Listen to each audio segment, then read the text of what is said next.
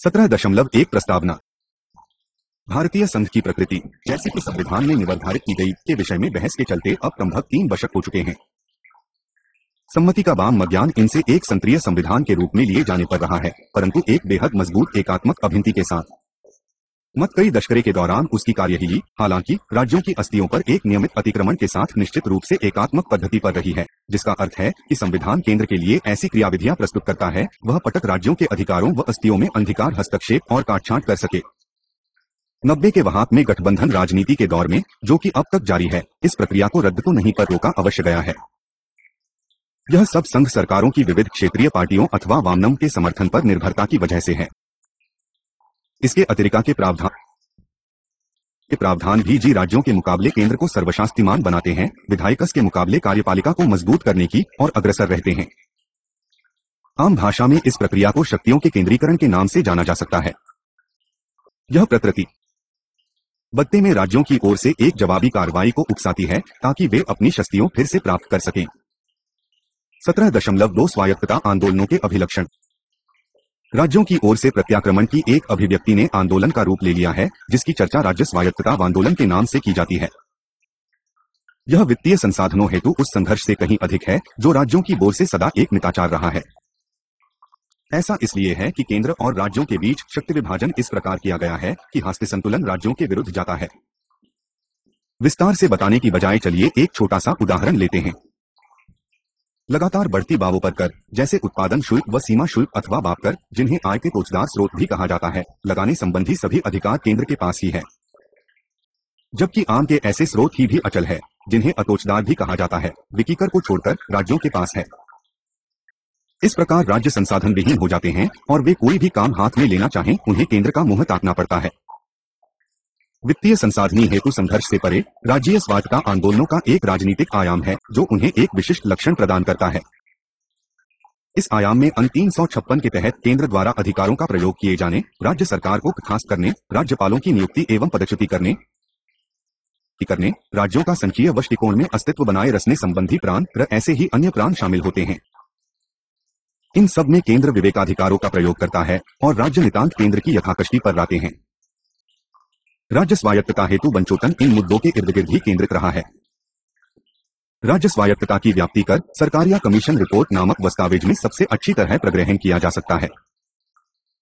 राज्य स्वायत्तता हेतु मांगों के रूप में राजनीतिक सत्ता की केंद्रीकरण प्रक्रिया तथा प्रतिप्रवृत्ति की अभिव्यक्ति दोनों को संभालने का एक तरीका इसको दो स्तरों पर बेचना है। प्रथम, पूंजीपतियों व भूस्वामियों जैसे शासक वर्गों के एकीकरण व भैवीकरण और ने अपने प्रतिभावों को नियंत्रित करने का प्रयास किए प्रकार करते हैं के माध्यम से, तथा दूसरे, इसका संबंध आम आदमी, कामगार वर्ग, कृषि वर्ग व अन्य श्रमजीवी लोगों की बढ़ती लोकतांत्रिक आकांक्षाओं एवं उनके प्रत्यक्ष संघर्षों से जोड़े जाने के माध्यम से।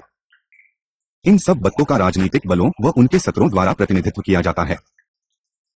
ऐसा करने से पूर्व राज्य स्वायत्तता हेतु इन मोंगों को सही समझने के लिए उन भारत बलों को समझा लेना जरूरी है जो राजनीतिक सत्ता के केंद्रीकरण की और प्रेरित करते हैं। राज्यों व केंद्र के लिए बर्फ व्यवस्था की कार्यप्रणाली का विरोधात्मक परिणामतया किस प्रकार की प्रतिक्रिया वह उत्पन्न करता है, महत्वपूर्ण है। एक बड़ा ही महत्वपूर्ण परिणाम पूंजीवाद के विकसन से प्रभावित होता है। पूंजीवाद का विकसन अपनी एक शर्त के रूप में जिस उत्पादन हेतु 72 पण्य क्षेत्रों के विरचन को आवश्यक बना देता है, उक्त शर्त और पूंजी जो हमेशा ही बढ़ती जाती है, संबंधी अपेक्षाएं निर्णय के केंद्रीकरण की मांग करती है। राज्य सत्ता का केंद्रीकरण अंशतः पूंजीवादी विकास में निहित की आंतरिक तर्कसंगति का प्रकरण है।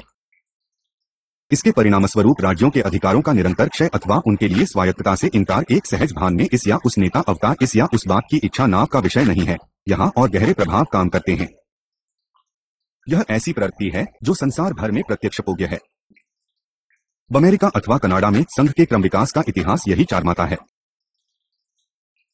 इस प्रकार राज्य स्वायत्तता और राज्य अधिकारों का विषय केवल एक संवैधानिक स्तर पर संतरीय व एकात्मक वरीयताओं के बीच सहज विकल्प से कहीं अधिक है, इस तथ्य के बावजूद कि सत्ता का संवैधानिक विभाजन बहुत महत्वपूर्ण है। सत्ता के केंद्रीकरण की बौर मुकाव स्वाभाविक है, परंतु वह विभिन्न देशों में विशिष्ट परिस्थितियों में किस प्रकार हल निकालता है, राजनीतिक बलों के विन्यास पर निर्भर है। 17.3 भारतीय दृष्टांत। हम भूमंडलीय मानों की और न देखकर सिर्फ भारत का उदाहरण लेते हैं। चलिए भारतीय राजनीति को 3 प्रमुख चरणों में बांटकर भारतीय राजनीति पर नजर डालते हैं। 1. 1947 से 1977 तक कांग्रेस पार्टी का निर्बाध शासन। 2. 1977 से 1979 तक जनता पार्टी का आसन व 1980 में कांग्रेस की वापसी। और 3. 1996 में प्रारंभ गठबंधन राजनीति का वर्तमान युग। 17 मार्च 2001 कांग्रेसी आधिपत्य का दौर 1947 से 1977। भारत में विशेष रूप से राजनीतिक केंद्रीकरण प्रक्रिया को केंद्र के साथ साथ अधिकांश राज्यों में भी पहले 30 वर्षों तक कांग्रेस पार्टी के कमोबेश निर्बाध शासन द्वारा आसान बना दिया गया और कांग्रेस आसन के आधिपत्य को मिल रही चुनौतियों की वजह से यह जरूरी भी हो गया था। कांग्रेस के प्रयास विकास के पूंजीवादी मार्ग पर बढ़ते संकट की सूरत में एक असुरक्षित नेतृत्व द्वारा किए जाने वाले प्रयास ही थे। वास्तव में जनता की बुनियादी समस्याओं को हल करना तो दूर रहा, उनकी मुश्किलों को कम करने तक में अर्थव्यवस्था की असफलताओं के कारण भारतीय राजनीतिक व्यवस्था एक अर्थस्थायी संकट की स्थिति में आ गई थी। कांग्रेस के राजनीतिक प्रभुत्व और राज्य सत्ता पर उसके आधिपत्य ने न सिर्फ उसे बार बार उठ खड़े होने जाने राजनीतिक संकटों पर दमन अधना चालाकियों से काबू पाने में मदद की, बल्कि स्थिति की सजा तर्कसंगति द्वारा राजनीतिक सत्ता की केंद्रीकरण एवं संकेंद्रण की और प्रकृता की भी गंभीर बना दिया। भारत में शासक वर्ग बलों के बीच विभाजनों की आदत होने के कारण कांग्रेस को इस केंद्रीकृत सत्ता को आपात स्थिति रूपी सत्तावादी शासन में बदल डालने में कोई दिक्कत नहीं आती। इसका परिणाम, जैसा कि हम सबने एक भयंकर रूप में अनुभव किया, महज संघीय सिद्धांतों का अपरदन तथा राज्य के अधिकारों व शक्तियों को नकारा जाना ही नहीं था, बल्कि शासक वर्षों के हिस्सों समेत जनता की लोकतांत्रिक एवं नागरिक स्वतंत्रताओं को धता बताना भी था। हाल के बीते वर्षों में इस घटनाचक्र और एक संभावित भविष्य में उनके पुनरावर्तन की संभावना के संदर्भ में ही राज्य स्वायत्तता हेतु मौत के आसपास संघर्ष महत्व पा लेता है और अपना संबंध जनता के लोकतांत्रिक अधिकारों हेतु संघर्ष से जोड़कर दिलाता है। उपर्युक्त परिप्रेक्ष्य में ही हम राज्य सत्ता की केंद्रीकरण प्रक्रिया के परिणाम में विभिन्न आयामों के बीच अंत संबंधों को देखेंगे। हम भारत में विभिन्न राज्य स्वायत्तता आंदोलनों के मूल कारणों व आवश्यकताओं का भी आयन करेंगे। विभिन्न आंदोलनों के विविध वर्ग आधारों उदाहरणार्थ बनाती अपना द्रविड़ आंदोलन का प्रतिनिधित्व करते विभिन्न बलों या फिर जम्मू कश्मीर अथवा पश्चिम बंगाल आदि को वेलते हुए यह भी जरूरी है कि यह जाना जाए कि एक ही मुद्दे को लेकर लड़ रही इन विभिन्न पार्टियों के बीच क्या कोई वस्तुपरक संपूरकताएं हैं। में वस्तुपरक सम्पूरकताएं महत्वपूर्ण विच्छिन्नताओं के बावजूद राजनीति बनों के भामियों के साथ साथ राज्य स्वायत्तता हेतु मांग की उच्चीकृत अभिव्यक्ति के लिहाज से भी 1967 से 1969 व 1977 से 1979 की अवधियों में महत्वपूर्ण समानताओं को स्पष्ट करने में मदद कर सकती हैं। इन दिनों ही अवधियों में कांग्रेस पार्टी का पतन तथा राजनीतिक उत्कर्ष हेतु क्षेत्रीय राजनीतिक बलों व संरचनाओं का उद्गमन होते देखा गया। दोनों ही स्थितियों में एक या दो राज्यों को छोड़कर क्षेत्रीय अथवा आंचलिक रूप से आधार प्राप्त केवल जिन्होंने कांग्रेस पार्टी की कीमत पर ही लाभ प्राप्त किया था, वे ही शासक वर्गीय क्षेत्रीय पार्टियों रही। इसी प्रकार वे इन्होंने इन दोनों अवसरों पर विभिन्न राज्यों में सरकार बनाई, एक सहिष्णुता अधिमान दृष्टिकोण के भीतर रहकर केंद्र के साथ साथ राज्यों में भी कांग्रेस पार्टी को विरोधी पक्ष प्रदान कर रहे थे। उदाहरणार्थ पंजाब में अकाली दल, उत्तर प्रदेश में भारतीय कतिबाद, तमिलनाडु में द्रविड़ मुन्नेत्र कड़मम आदि। यहाँ यह तर्क दिया जा सकता है कि क्षेत्रीय शासक वर्गीय बलों के विकास और समेकन को स्थानीय रूप से स्थापित शासक समूहों जैसे पंजाब, हरियाणा, पश्चिमी उत्तर प्रदेश वादी में जमींदार एवं कुतक अथवा तमिलनाडु में गैर बड़े बुर्जुआ वर्ग के हितों द्वारा आमतौर पर इच्छानुभूत किया जाता रहा है। हमें यह बाना शायद मात्र प्रतीयमान लगे कि विभिन्न राज्यों के बीच भूमिगत हितों में विभेदीकरण, भूमिधारणाधिकारी, भूमि विकास व भूमि उत्पादकता, फसल विशिष्टीकरण आदि के ऐतिहासिक रूप से वंशागत परिणामों में सको ऊपर केंद्र द्वारा निवेशों व रियायतों के विभेदीय वितरण की वजह से ही है। आर्थिक संकट के हालातों में सभी जगह समान रूप से प्रभावी भूमिगत हितों की रियायतों की सैरात बांटने में राज्य की अक्षमता भेदभाव और फलस्वरूप असंतोष की ओर प्रवृत्त करती है। यह क्षेत्रों के पार उसी वर्ग के भीतर हित संघर्ष को जन्म देने की भी संभावना रचती है। इसी प्रकार माला की एक अलग तरीके से गैर बड़े बुर्जुआ कर्षों को उन बाजार नियमों के संचलन द्वारा वस्तुपरक रूप से व्यवधान पहुंच सकता है जो बड़े बुर्जुआ वर्गों के पक्ष में हो और इसी प्रकार स्थानीय रूप से स्थापित गैर बड़े बुर्जुआ वर्गों के विकास में अड़चन डालते हों। इस प्रकार की स्थिति भाषाधारिक सांस्कृतिक दमन संबंधी स्पष्ट अनुभवों के साथ तमिलनाडु जैसे एक विशिष्ट जनसंपीजन बातें कुछ स्पष्ट रूप से सीमांकित क्षेत्रों में गैर बड़े बुर्जुआ वर्गों के लिए भौतिक आधार प्रदान कर सकती है ताकि एक प्रभावशाली क्षेत्रीय दृष्टिकोण आंदोलन कहाँ के जमींदारों के साथ एक गठबंधन शुरू कर सके। इस प्रकार की परिस्थितियों में स्थानीय रूप से स्थापित आसक्त वर्गीय समूह सत्ता अथवा विपक्ष में क्षेत्रीय बलों के माध्यम से अपने लिए अधिक सत्ताधिकार हेतु प्रयास करते हैं ताकि उन्हें तब अपने हितों की वजी में प्रयोग किया जा सके जब उन्हें लगे कि अमित भारतीय शासक वर्गीय बलों द्वारा उनकी पूर्ति सर्वोत्तम ढंग से नहीं हो रही है। ऐसी परिस्थितियों में ये शासक वर्गीय समूह आर्थिक संकट गहराने की वजह से जन्मे जनस्तोष का लाभ उठाते हैं ताकि अपने अपने राज्यों के पक्ष में प्रतिपक्षकारी राजनीति को बढ़ावा दे सकें। इस प्रकार का विन्यास एक असुपर आधार प्रदान करता है जिस पर क्षेत्रीय आंदोलन फलते फूलते हैं और राज्यों हेतु अधिक स्वायत्तता के लिए प्रयास करते हैं। उपर्युक्त के परिणामस्वरूप 1967 से 1969 के दौरान राजनीतिक एकाश्मक के रूप में कांग्रेस पार्टी के पतन होने और क्षेत्रीय राजनीतिक बलों व दृष्टिकोणों का उत्कर्ष होने के साथ ही केंद्र राज्य संबंधों का प्रश्न एक नई तीक्ष्णता के साथ उठ खड़ा हुआ। 1977 से 1979 की अवधि में भी इसी व्यवंटना की पुनरावृत्ति के ली गई, परंतु 1967 से 1969 तथा 1977 से 1979 के बीच एक विशेष अंतर है, हालांकि समानताएं ही महत्वपूर्ण है। कांग्रेस की 1967 की हार केवल आंशिक थी और केंद्र में उसने कांग्रेस के लिए खतरा पैदा नहीं किया। 1977 से भिन्न, जब उसका बिल्कुल ही सफाया हो गया था। 1967 के चुनावों ने राजनीतिक संकट से निपटने के लिए कांग्रेस द्वारा कुशल कपट प्रबंध किए जाने की संभावना सुली छोड़ दी थी। 1967 में हुई कांग्रेसी की हार में पहले से कहीं अधिक सुस्पष्ट तरीके से उस नारों और लफपानी का सहारा लेकर नामपंथ की ओर कुशलतापूर्वक सिसकर केंद्र में कांग्रेसी सत्ता का प्रयोग करके बड़गेबाजी की ओर प्रवृत्त किया।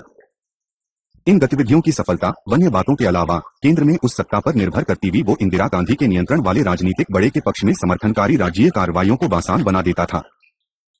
17 मार्च 2002 जनता शासन का दौर 1977 से 1979। केंद्र में सत्ताधारी जनता पार्टी का स्वभाव किसी भी अन्य पार्टी से भिन्न था। यह अनेक विपक्षी दलों का एक जमघट भानुमति का कुनबा था और इसका जन्म जनसंघ से लेकर सोशलिस्टों तक के अनमेत स्पिक्षी गुटों तथा जगजीवन राम के नियंत्रण वाली कांग्रेस पार्टी से टूटकर अलग हुए गुट के तेजी से एकजुट हो जाने के फलस्वरूप हुआ था। उनके हित एवं कार्यक्रम स्वभावतः बहुत भिन्न है। एक असाधारण स्थिति इंदिरा गांधी की आपातकाल शासन प्रणाली को शिकस्त देने की आवश्यकता उन्हें एक साथ दबाई। ये राजनीतिक बल नवगठित जनता पार्टी के हित और कार्यक्रमों का प्रतिनिधित्व करने लगे। जनसंघ कुछ निश्चित क्षेत्रों में व्यापारिक तटुवियों या सामंती जमींदारी कर, भारतीय लोकवत, भारतीय कांतिवत लोकवत, उत्तरी भारत के 3 या 4 राज्यों में जमींदारों व कुलकों का स्वतंत्र बुर्जुआ व ताफातीन सामंती शासकों का कांग्रेस पुरानी की एकमात्र पार्टी थी जो इंदिरा कांग्रेस की भांति संपूर्ण शासक वर्ग का प्रतिनिधित्व करती थी और समाजवादी वर्टियों को किन्हीं वर्ग के साथ कोई निकट पहचान नहीं रखती हुई सिवाय इसके कि वे उम्रनाथ और कुलक जनवाद के अस्पष्ट संयोजन को प्रस्तुत करती थी। अभिव्यक्ति हितों व प्रस्तुत दृष्टिकोणों के प्रतिबिंब ने उसे वर्गहितों के लिहाज में कांग्रेस से कतई भिन्न नहीं बनाया। इस प्रकार के संचटूट ने केंद्र में सरकार की बनाती, परंतु उसके विभिन्न घटक अन्य घटकों के साथ अमुस्तर गठजोड़ों में विभिन्न राज्यों में सत्ता में रहे। किसी व्यवहार्य समझौता फार्मूले के अभाव में उनके विभिन्न सामाजिक आधारों व जनसमर्थन ने जनता पार्टी में भीतर उन्हें गुड़ व्यापार नेताओं की शरीक मकरोस्ट पर मजबूर कर दिया ताकि नीतियों की इस कबर आलोचना की जाए कि जनसमर्थन बनाए रखा जा सके।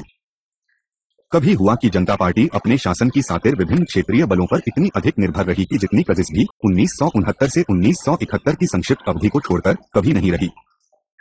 अत्यावश्यक विषयों पर अंतर सशक्ति के साथ साथ अंतर्दलीय मतैक्य के अभाव ने उसके लिए मुश्किल कर दिया कि अपनी इच्छा पीते ऐसा शासक वर्गों की प्रभावशाली ढंग से संरक्षण अथवा मार्गदर्शन प्रदान करे। इसने भारतीय राजनीति में संक्रिय प्रक्रिया को और अधिक करत और सौदेबानी के लिए सुलभ बना दिया, क्योंकि इसने संगठित व असंगठित दोनों ही तरीकों से जनशक्ति की अभिव्यक्ति को भी सरल बना दिया था। इस प्रकार की स्थिति ने एक संवैधानिक न्यायसंगत अर्थ में राज्यों के अधिकारों में किसी भी परिवर्तन की और प्रतरक्त नहीं किया, बल्कि विभिन्न राजनीतिक धारणाओं के तहत राज्यों को राजनैतिक रूप में बहुत लाभ पहुंचाया। जैसे पश्चिम बंगाल हंगा हाथे जाने अथवा अत्यधिक परेशान किए जाने के भय से मुक्त होकर एक स्वतंत्र रास्ता चुने। इसी प्रकार शासक नगरीय नीतियों की तुलना में मेहनतकश लोग बेहतर सौदेबाजी भी कर सकते थे। यह विभाजन एक सैद्धांतिक दृष्टिकोण से कांग्रेस विद्यमान विभाजन से बुनियादी रूप से भिन्न नहीं था, परंतु एक बहुत महत्वपूर्ण तथ्य व प्रबल वर्ग बातों हेतु समर्थन अधिकाधिक कणीकृत और अपेक्षाकृत अधिक समान वितरित हो गया था और हो भी रहा था, जबकि पहले यह एक पार्टी के इर्द गिर्द ही छाया रहता हुआ यथा कांग्रेस पार्टी। इसके अतिरिक्त ग्रामपंची ताकतें सासकरसी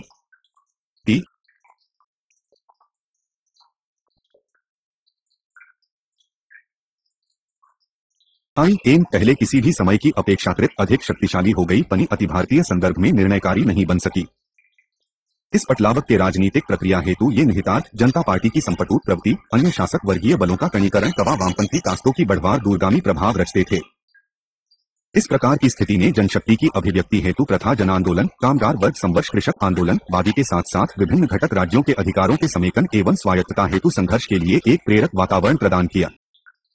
इसका उल्लेखनीय उदाहरण तुलनात्मक सहजता भी, जिसके सहारे पश्चिम बंगाल की वाम मोर्चा के नेतृत्व चाली सरकार मूलभूत सुधारों को पूरा कर सकी।